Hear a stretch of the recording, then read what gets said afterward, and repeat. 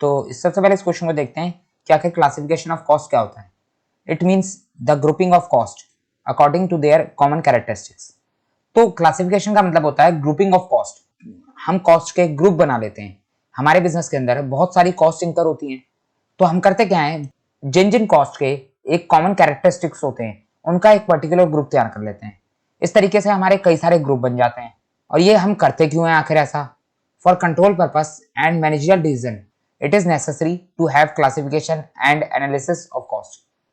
हम कॉस्ट का क्लासिफिकेशन करते हैं दो कारणों की वजह से, एक कंट्रोल पर्पस से और दूसरा मैनेजरियल डिसीजन से। तो कॉस्ट अकाउंटिंग के अंदर हमारे ये दो ऑब्जेक्टिव होते हैं, पहला कॉस्ट को कंट्रोल करना और दूसरा डिसीजन मेकिंग करना। अगर हम कॉस्ट का क्लासिफिकेशन ना करें तो होगा क्या, हमारे बिजनेस के अंदर बहुत सारी कॉस्ट इंकर होती हैं।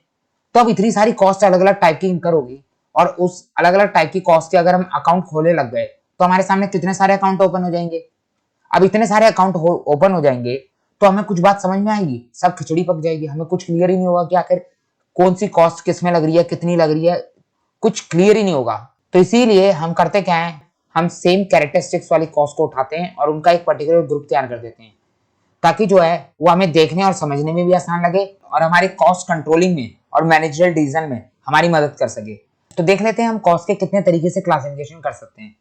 There is various way of classification of cost which are by nature और element, by function, by controllability, by variability and behaviour, normality, time, managerial decision making, cash outflow, cost object, miscellaneous classification.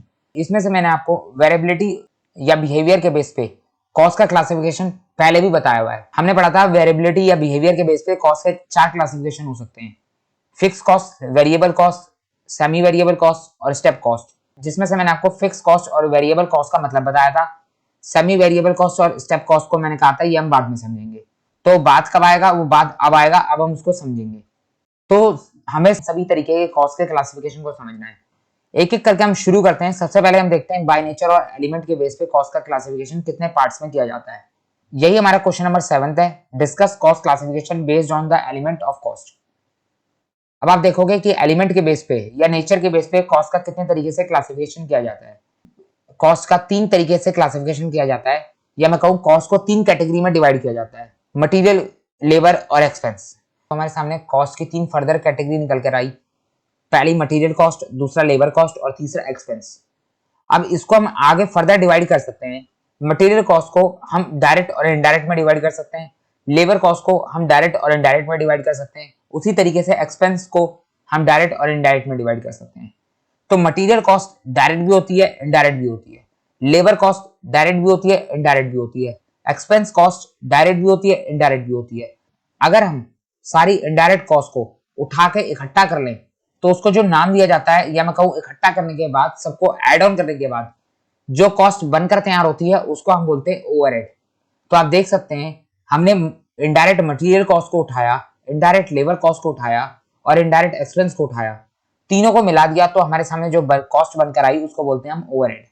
अब ये overhead cost भी आगे further 3 parts में divide होती है, या हम कह सकते हैं इसको 3 तरीके से हम इसका डिवीजन कर सकते हैं। पहली होती है प्रोडक्शन ओवरहेड, दूसरी होती है एडमिनिस्ट्रेशन ओवरहेड, तीसरी होती है सेलिंग एंड डिस्ट्रीब्यूशन ओवरहेड। अब ये सब होता क्या है, इनका मतलब क्या है, यही सब तो हमें पढ़ना है। तो हम एक एक करके इन सबको अच्छे से देखेंगे।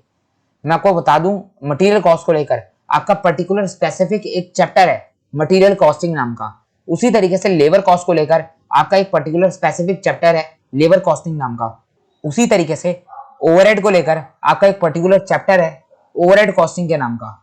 तो वहां पर तो हम इनको बहुत ज्यादा डिटेल में देखेंगे और समझेंगे और इनके नंबर ऑफ प्रैक्टिकल प्रॉब्लम्स करेंगे।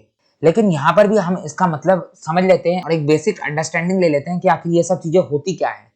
क्योंकि हमारा ये जो सीरीज चल रही है इसका नाम ही बेसिक्स ऑफ कॉस्टिंग। तो हम यहाँ पर कॉस्टिंग के बेसिक्स को समझेंगे, बहुत ज्यादा डीप में नहीं जाएंगे। जब हम आगे अपने चैप्टर स्टार्ट करेंगे तो वहां पर हमें डिटेल में पढ़ना ही पढ़ना है, हर चीजों को, उनके प्रैक्टिकल प्रॉब्लम्स को समझना ही समझना है। तो यहाँ पर हम बेसिक्स समझ रहे हैं, तो बेसिक्स के पॉइंट ऑफ व्यू से हम थोड़ा बहुत सब चीजों को समझ लेते हैं। सबसे पहले बात करते हैं मटेरियल कॉस्ट की। तो मटेरियल कॉस्ट की अगर मैं बात करूं आपको, उससे पहले आप ये देख लो, जिस तरीके से हमने इनडायरेक्ट कॉस्ट को ऐड ऑन किया, indirect material, indirect labour, indirect expense, और हमारे सामने बना ओवरहेड, उसी तरीके से अगर हम इन तीनों की डायरेक्ट कॉस्ट को भी ऐड कर लें तो हमारे सामने एक नई कॉस्ट बनकर तैयार होती है जिसको हम कहते हैं प्राइम कॉस्ट। तो हम ये कह सकते हैं अगर हम डायरेक्ट मटेरियल, डायरेक्ट लेबर और डायरेक्ट एक्सपेंस को ऐड करें तो हमारे सामने जो कॉस्ट बनकर तैयार होती है उसको बोलते हैं हम प्राइम कॉस्ट। आप देख सकते हो नोट में मैंने लिखा हुआ है direct material, direct labour, direct expense equal to prime cost. इसी तरीके से प्रोडक्शन ओवरहेड को 2-3 और अलग अलग नामों से जाना जाता है। Production overhead are also known as manufacturing overhead, factory overhead और वर्क्स ओवरहेड। तो अब हम देखते हैं एक एक करके अपने तीनों टाइप की कॉस्ट को। तो सबसे पहले देखते हैं मटेरियल कॉस्ट को। आखिर मटेरियल कॉस्ट होती क्या है, ध्यान से सुनते चलेंगे। The term material cost refers to cost of those commodity which are used as raw material for manufacturing a product. Material cost का मतलब होता है रॉ मटेरियल की कॉस्ट। अब रॉ मटेरियल इस्तेमाल कहां पर होता है, प्रोडक्ट मैन्युफैक्चरिंग करने में।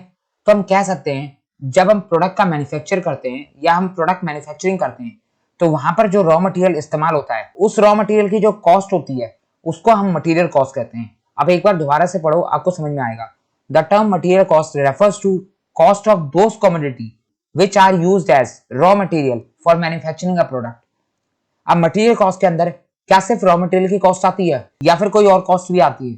तो मैं बता दूं मटेरियल कॉस्ट के अंदर और भी कॉस्ट आती है, ध्यान से सुनो। It includes tangible physical input used in relation to output.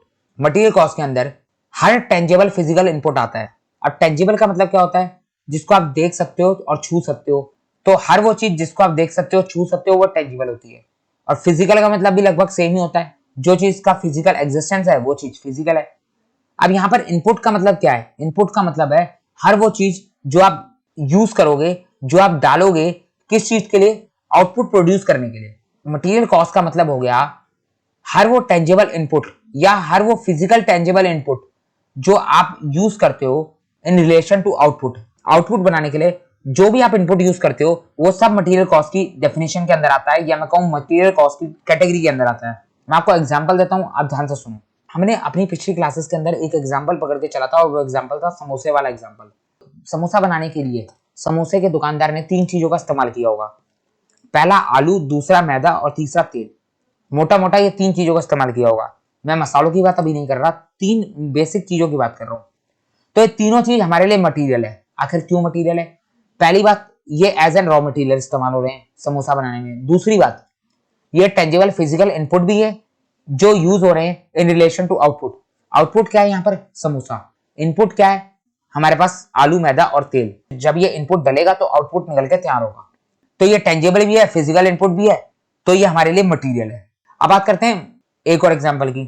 अगर हमें कोई शर्ट तैयार करनी है तो शर्ट तैयार करने के लिए बेसिकली 3 चीजें लगती हैं। पहली क्लॉथ, दूसरा थ्रेड और तीसरा बटन। तो ये तीनों चीजें हमारे टेंजिबल भी है, फिजिकल इनपुट भी है और इससे एक आउटपुट भी तैयार हो रहा है और वो आउटपुट है शर्ट। तो हम कह सकते हैं any output we require physical input. अगर हमें कोई भी आउटपुट तैयार करना है तो उसके लिए हमें कोई ना कोई फिजिकल इनपुट चाहिए और उसी फिजिकल इनपुट को हम मटेरियल का नाम देते हैं। जिस तरीके से हमें शर्ट बनानी है तो शर्ट बनाने के लिए हमारा फिजिकल इनपुट है क्लॉथ। उसी तरीके से अगर हमें क्लॉथ बनाना हो तो हमारा फिजिकल इनपुट क्या होगा? थ्रेड। उसी तरीके से अगर हमें थ्रेड बनाना हो तो हमारा फिजिकल इनपुट क्या होगा? कॉटन। आपको हर आउटपुट बनाने के लिए कोई ना कोई इनपुट तो चाहिए ही होगा। एग्जाम्पल देख लेते हैं, कॉस्ट ऑफ रॉ मटेरियल समझ में आता है। Consumable stores. अब ये कंज्यूमेबल स्टोर्स क्या होते हैं? मैं आपको कंज्यूमेबल स्टोर्स का मतलब बताता हूं, ध्यान से सुनो। कंज्यूमेबल स्टोर्स का मतलब होता है वो सारे मटेरियल जो फैक्ट्री के अंदर इस्तेमाल होते हैं प्लांट एंड मशीनरी की मेंटेनेंस के लिए। एग्जांपल सुनो, लुब्रिकेटिंग ऑयल, या फिर इसका दूसरा नाम होता है machine oil. Machine oil machine के अंदर डलता है। क्या मशीन ऑयल हमारे आउटपुट में नजर आता है? बिल्कुल नहीं आता। तो जो मशीन का तेल है वो मशीन चलाने में मदद कर रहा है, हमारे आउटपुट बनाने का जो रिसोर्स है उसको चलाने में मदद कर रहा है, लेकिन आउटपुट का पार्ट नहीं बन रहा। तो मटेरियल कॉस्ट सिर्फ वो नहीं होती जो हमें अपने आउटपुट के अंदर दिखाई दे।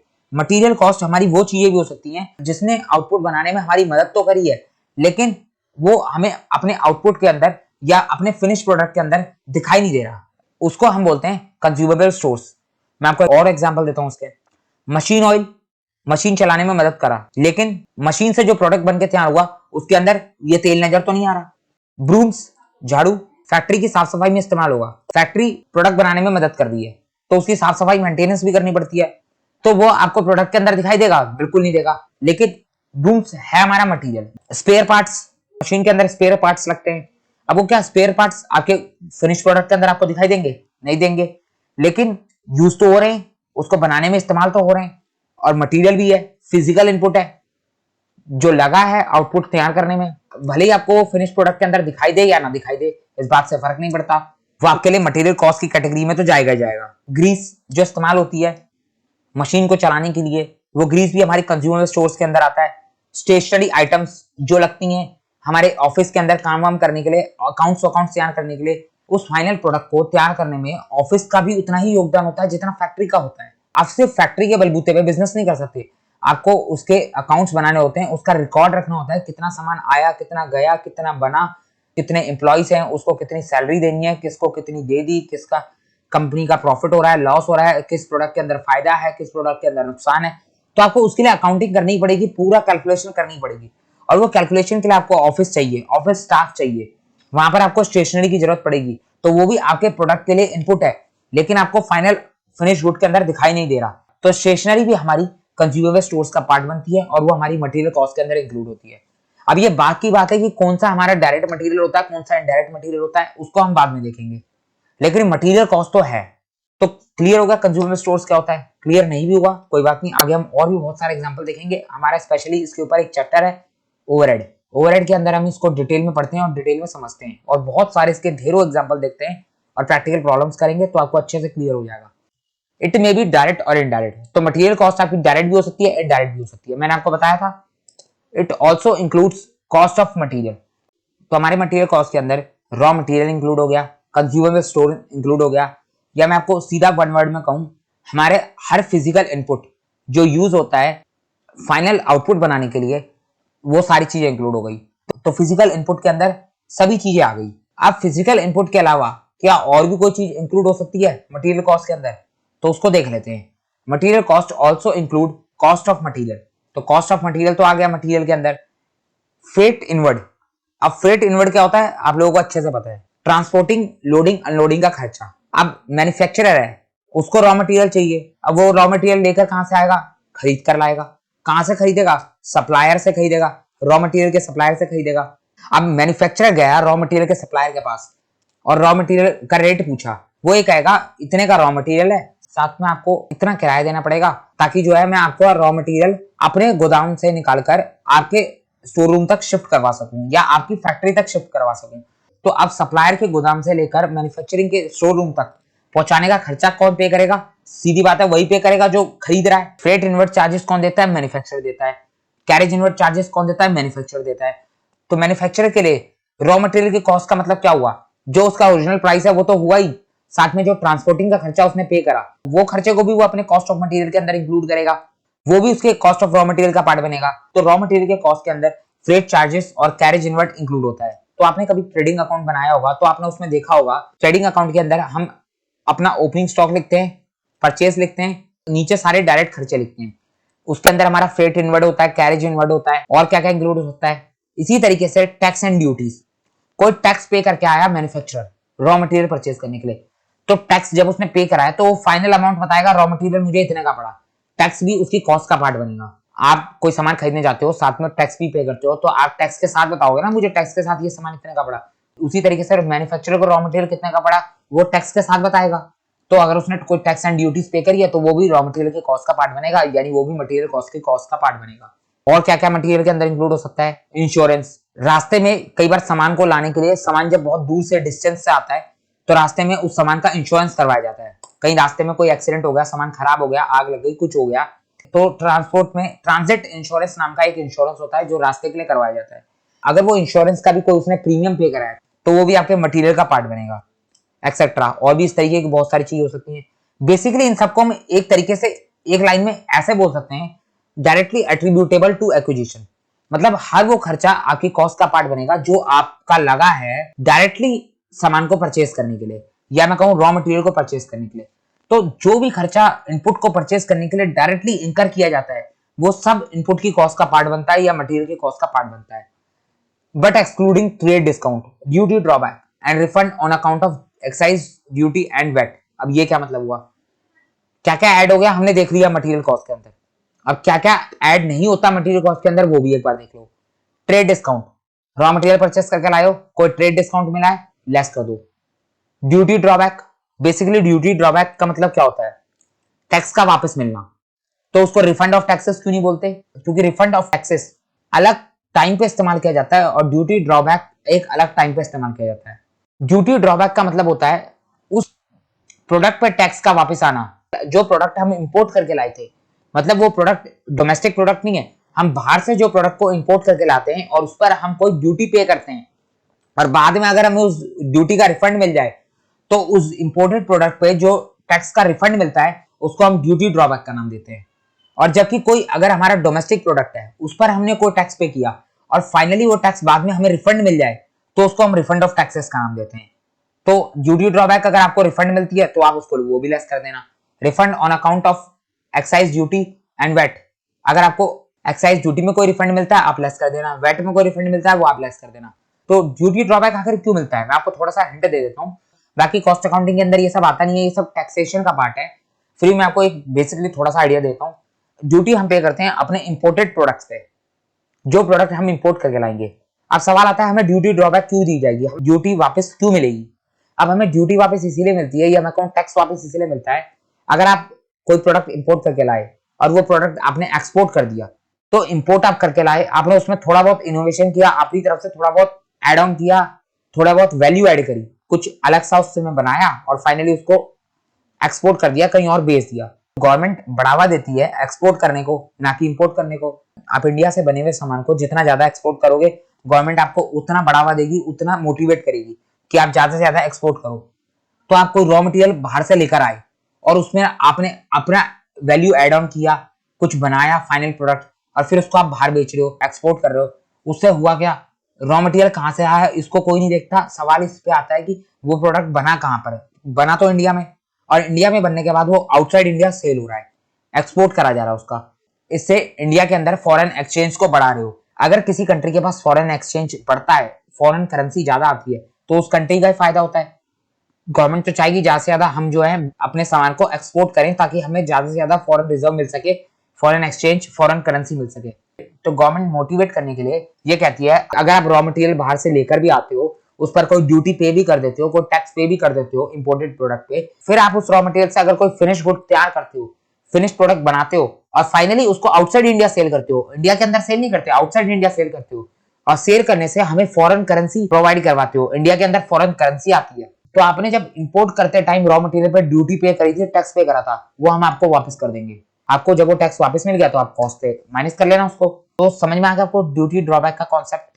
ये मैंने आपको ऊपर ऊपर से रफली आइडिया दिया है, इसके पीछे बहुत सारे लॉजिक होते हैं, बहुत सारे कॉन्सेप्ट होते हैं, वो हमारे अभी कॉस्ट अकाउंटिंग का पार्ट नहीं है तो उसकी डिटेल में अभी हम नहीं जाएंगे।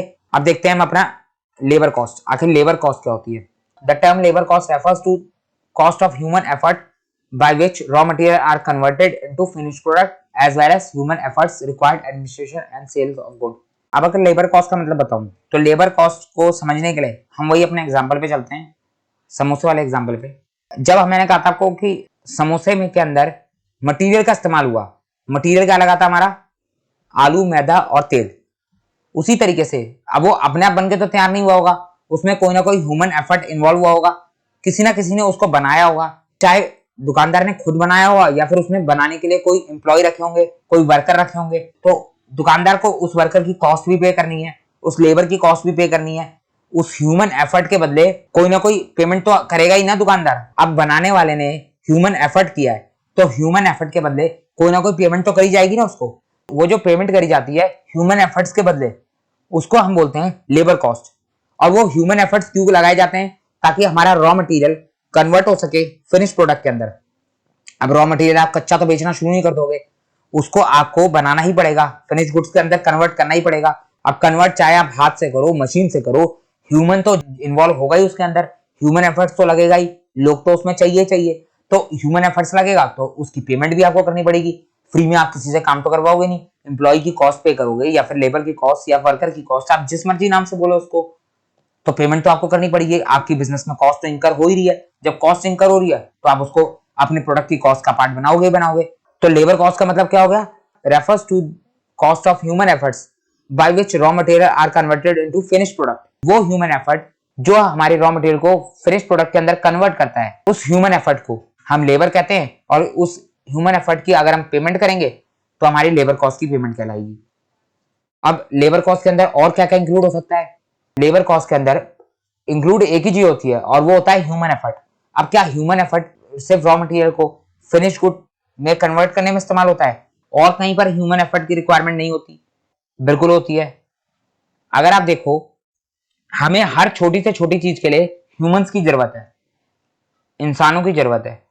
आपको बिजनेस का एडमिनिस्ट्रेशन करना है, सामान को बेचना है, गोडाउन में लोग चाहिए, ऑफिस में अकाउंट्स के लिए आपको स्टाफ चाहिए, सेल्समैन चाहिए, आपको प्रमोशन के लिए प्रमोशन स्टाफ चाहिए, आपको एडवर्टाइजमेंट करनी पड़ेगी, उसके लिए एडवर्टाइजमेंट स्टाफ चाहिए। तो हर जगह पर ह्यूमन इन्वॉल्वमेंट तो है ही ना, और ह्यूमन इन्वॉल्वमेंट है तो ह्यूमन एफर्ट भी करेगा।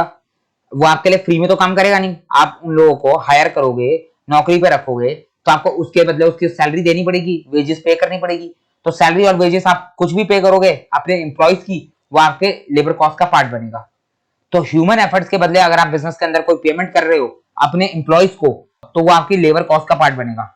अब चाहे वो ह्यूमन एफर्ट्स रॉ मटेरियल को फिनिश गुड में कन्वर्ट करने में इस्तेमाल हो रहा हो, या फिर जो है आपके बिजनेस के अंदर और कोई एक्टिविटी करने में इस्तेमाल हो रहा हो। एग्जाम्पल हम इसके देख लेते हैं।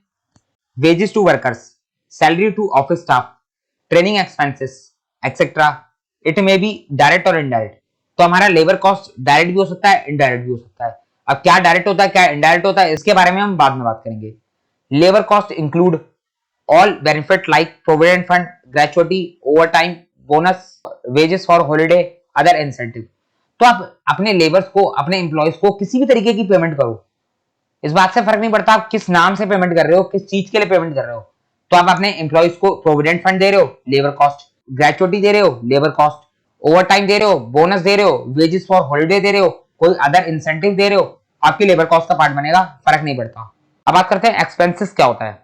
एक्सपेंसेस का मतलब होता है हर वो कॉस्ट जो मटेरियल ना हो और लेबर ना हो, वो आपकी एक्सपेंस कहलाती है। मतलब कॉस्ट अकाउंटिंग ने सिंपल रास्ता निकाला क्लासिफिकेशन करने का और बोला बिजनेस के अंदर कॉस्ट के 3 कैटेगराइजेशन करो, मटेरियल, लेबर और एक्सपेंस। मटेरियल पता कर लो क्या है, लेबर पता कर लो क्या है, और अगर कोई चीज मटेरियल और लेबर नहीं है तो वो आपकी एक्सपेंस है, बात खत्म। तो एक्सपेंस को कहा जाता है कि expense refers to cost of operating and running of the enterprise. Expense cost लगती है आपके बिजनेस को ऑपरेट करने के लिए या फिर रनिंग करने के लिए, all cost other than material cost और लेबर कॉस्ट। तो एक्सपेंस कॉस्ट का मतलब हो गया हर वो कॉस्ट जो मटेरियल नहीं है और लेबर नहीं है, वो आपकी एक्सपेंस कॉस्ट का पार्ट बनेगा। This is the residual category of cost. ये एक रेजिडुअल कैटेगरी ऑफ कॉस्ट है। रेजिडुअल कैटेगरी क्या होती है? रेजिडुअल का मतलब होता है बची कुची कॉस्ट, मतलब जो मटेरियल नहीं है, लेबर नहीं है, कुछ भी और बच गया, वो आपका एक्सपेंस कॉस्ट है। एग्जाम्पल क्या हो सकते हैं इसके? रॉयल्टी पेबल, आपने किसी के कॉपीराइट या पेटेंट का इस्तेमाल करा और उसके बदले में आपने उसको रॉयल्टी पे करी। आपने कोई प्रोडक्ट बनाना है, कोई स्पेशलाइज प्रोडक्ट है, कोई डिजाइनर प्रोडक्ट है, कोई ऐसा प्रोडक्ट है जिसका मैन्युफैक्चरिंग प्रोसेस ऑलरेडी पेटेंट है, ऑलरेडी उस पर कॉपीराइट है। अब आपको वो प्रोडक्ट बनाना है, आप बनाओगे कैसे? जिसने उसको पेटेंट करवाया है, आप उसके पास जाओगे, उसको बोलोगे मैं आपको इसके बदले रॉयल्टी पे करता हूँ, आप ये फॉर्मूला मुझे यूज करने की परमिशन दे दो। तो अगर आप रॉयल्टी पे करते हो तो रॉयल्टी आपके लिए मटेरियल भी नहीं है, रॉयल्टी आपकी लेबर कॉस्ट भी नहीं है। तो जो मटेरियल नहीं है, लेबर कॉस्ट नहीं है, वो क्या है? वो खर्चा, एक्सपेंस है। फैक्ट्री रेंट, फैक्ट्री का किराया जहां पर प्रोडक्ट बनके तैयार हो रहा है। अब फैक्ट्री का किराया मटेरियल होता नहीं है, फैक्ट्री का किराया लेबर होता नहीं, बचा क्या है? एक्सपेंस, एक्सपेंस के अंदर डाल दो। ऑफिस मेंटेनेंस, ऑफिस को मेंटेन करने का खर्चा, एक्सपेंस है। सेल्समैन सैलरी, अब सेल्समैन सैलरी कहां से आ गया बीच में? मैंने आपको कहा था किसी भी तरीके की सैलरी आप पे करोगे वो आपके लेबर कॉस्ट का पार्ट बनेगा, लेकिन ये एक्सपेंस के अंदर कहां से आ गया? ध्यान से सुनो, मैंने आपको लेबर कॉस्ट पढ़ाते समय क्या कहा था? आप कोई भी कॉस्ट पे कर रहे हो ह्यूमन एफर्ट्स के बदले अपने एम्प्लॉयज को, तो वो आपकी लेबर कॉस्ट का पार्ट बनेगा। अब सेल्समैन आपका एम्प्लॉयज भी हो सकता है।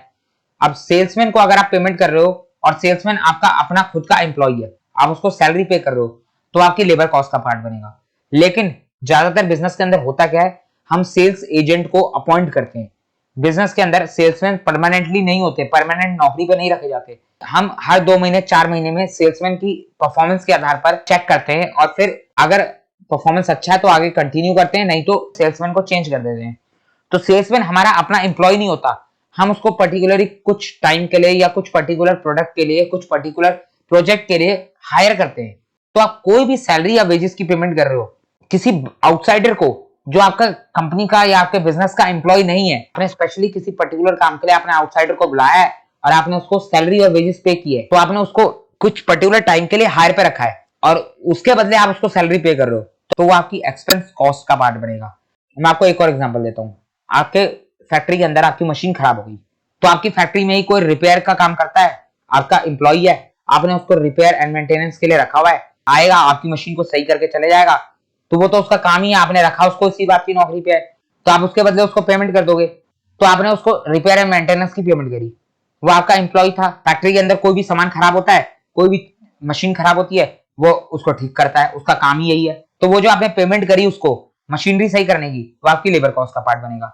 लेकिन अगर ऐसा हो आपकी मशीन खराब हो गई और आपने अपने कंपनी के अंदर, अपने बिजनेस के अंदर कोई रिपेयर एंड मेंटेनेंस के लिए अलग से स्टाफ नहीं रखा, जब भी कोई सामान खराब होता है आप बाहर से किसी आउटसाइडर को बुला के लाते हो और अपना सामान सही करवा लेते हो, उसे पेमेंट कर देते हो और वो चले जाता है। इस तरीके की कोई बात है, इस तरीके से आपने अपनी मशीन सही करवाई, किसी बाहर वाले को बुलाया और पेमेंट करी और वो आपकी मशीन सही करके चला गया। अब आपने मशीन सही करवाने की जो उसे पेमेंट दी है, वो पेमेंट आपकी एक्सपेंस के अंदर इंक्लूड होगी। आप उसको जो मर्जी नाम दे दो, क्योंकि आपने ह्यूमन एफर्ट्स के बदले पेमेंट करी, लेकिन अपने एम्प्लॉय को नहीं करी, किसी आउटसाइडर को करी, किसी पर्टिकुलर काम के लिए आपने उसको बुलाया था। अब ये भी तो हो सकता है अगली बार आपकी मशीन खराब हो, आप उसको ना बुलाओ, उसके बदले किसी और को बुलाओ, किसी और रिपेयर मेंटेनेंस वाले को बुलाओ। ऐसा ही होता है जनरली, हमें जो मिलता है, जो अवेलेबल होता है, हम उसको बुला के अपना काम निकलवा लेते हैं, अपनी चीजें सही करवा लेते हैं। हम इंतजार थोड़ी ना करेंगे, हमारा कोई एम्प्लॉय थोड़ी ना है वो। अगर ऐसी कोई पेमेंट दी जा रही है, ऐसी कोई सैलरी दी जा रही है, तो वो हमारे एक्सपेंस का पार्ट बनेगा। तो आपको क्लियर हो गया एक्सपेंस का मतलब क्या होता है। एक्सपेंस का मतलब वो सारे खर्चे जो मटेरियल नहीं है, लेबर नहीं है, वो एक्सपेंस कहलाएगा। इट मे बी डायरेक्ट और इनडायरेक्ट। अभी एक्सपेंस डायरेक्ट भी हो सकता है, इनडायरेक्ट भी हो सकता है। मटेरियल, लेबर, एक्सपेंस, इसके ऊपर पर्टिकुलरली हमारे चैप्टर है, वहां पर हम इतने एग्जाम्पल देखेंगे, इतने डिटेल में पढ़ेंगे कि आपके सारे डाउट्स ऑटोमेटिकली क्लियर हो जाएंगे। जितने डाउट्स आपके दिमाग में आ भी नहीं सकते, मैं उतने चीजों के ऊपर बात करूंगा। आपके दिमाग में डाउट आए या ना आए, मैं क्रिएट करूंगा और फिर उसका जवाब आपको दूंगा। तो अभी आपको जितना समझाया जा रहा है उतना समझो, उतना अगर आपको अच्छे से क्लियर हो गया तो काफी है। क्योंकि अभी हम बेसिक्स ऑफ कॉस्टिंग पढ़ रहे हैं, तो बेसिक्स ऑफ कॉस्टिंग के अंदर इतना पढ़ना काफी होता है। अब चलते हैं अपने अगले क्लासिफिकेशन के ऊपर, जो कि आता है classification of cost according to traceability. Traceability के क्लासिफिकेशन के अंदर हम डायरेक्ट कॉस्ट और इनडायरेक्ट कॉस्ट को देखेंगे, और उस डायरेक्ट कॉस्ट और इनडायरेक्ट कॉस्ट के अंदर डायरेक्ट मटेरियल, डायरेक्ट लेबर और डायरेक्ट एक्सपेंस, और इनडायरेक्ट मटेरियल, इनडायरेक्ट लेबर और इनडायरेक्ट एक्सपेंस, इसको अच्छे से डिटेल में समझेंगे और इसके एक एक करके कई सारे एग्जांपल्स देखेंगे। तो कॉस्ट का क्लासिफिकेशन मैं आपको एक और तरीके से कराने जा रहा हूं, on the basis of traceability. Traceability के बेस पे कॉस्ट को दो तरीके से क्लासिफाई किया जाता है, डायरेक्ट कॉस्ट और इनडायरेक्ट कॉस्ट। अब डायरेक्ट कॉस्ट क्या होती है? It is a cost which can be directly identified on per unit basis. It represent the aggregate of direct material, direct labour, direct expense. अब direct cost होती क्या है, ध्यान से सुनो।